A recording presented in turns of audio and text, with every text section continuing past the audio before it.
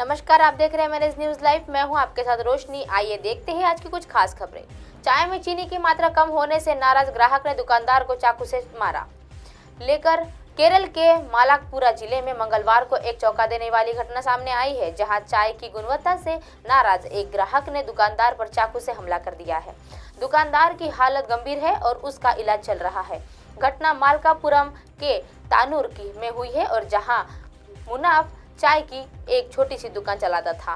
ग्राहक सवेर के चाय पीने के लिए गया था और उसमें मुनाफा से बहस करना शुरू कर दिया और बहस इतनी बड़ हो गई कि उसने चाकू से उस पर हमला कर दिया। चाय की दुकान में कर्मचारी ने कहा कि चाय देने के बाद सुबेरे के शिकायत की कि चीनी कम है और फिर उसे गुस्सा आने लगा और मुनाफ ने उसे मनाने की कोशिश की, लेकिन वो नहीं माना और उसका गुस्सा बढ़ते गया।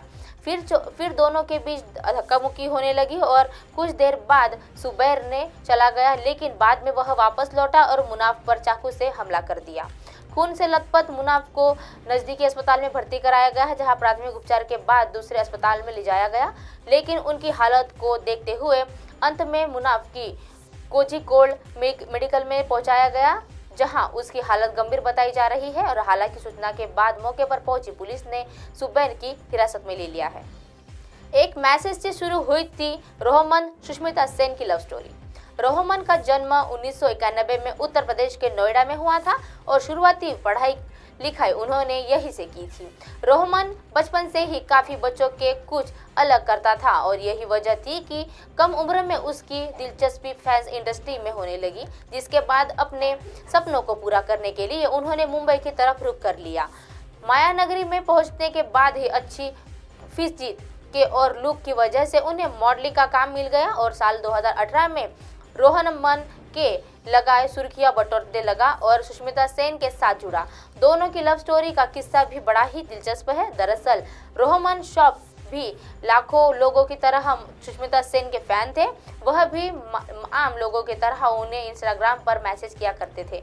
वही सुष्मिता फैंस ने पर्सनल मैसेज किया और पढ़ाई थी और हालांकि गलती से एक बार सुष्मिता ने रोहमन का मैसेज खुल गया और मैसेज में उनका मैसेज पढ़कर उन्हें रिप्लाई भी कर दिया। मैसेज के बाद रोहमन ने उन्हें मैसेज किया तो उन्हें रिप्लाई में उनका दिल बन गया था। उन्होंने मैसेज की सुष्मिता को बताया कि वह खुशी के मारे उछल रहे हैं और रोहमन की बातें सुष्मिता को काफी दिलचस्प लगी और दोनों की बातचीत का सिलसिला शुरू हो गया। इसके बाद एक बार रोहमन ने सुष्मिता सेन को फुटबॉल मैच में देखा और बुलाया और फैंस ने सुष्मिता को कई बार दोनों की मुलाकात भी हुई है।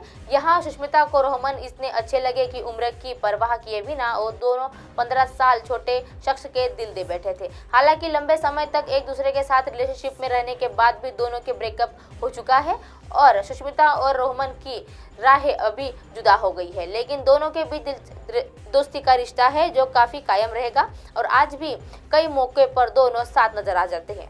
एक्टिंग के साथ पढ़ाई में भी अव्वल रही है ये बॉलीवुड अभिनेत्रियां कृति सेनन।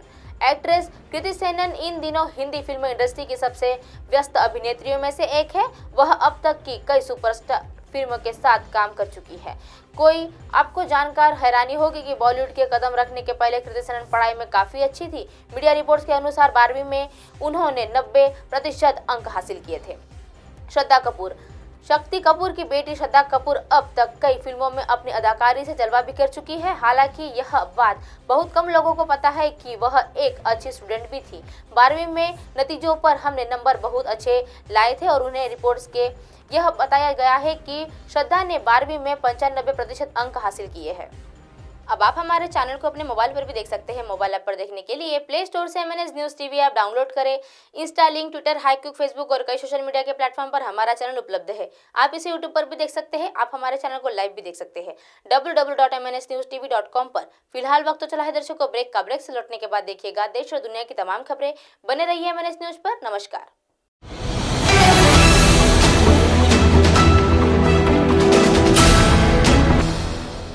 ये है MNS न्यूज नेटवर्क और आप देख रहे हैं MNS न्यूज।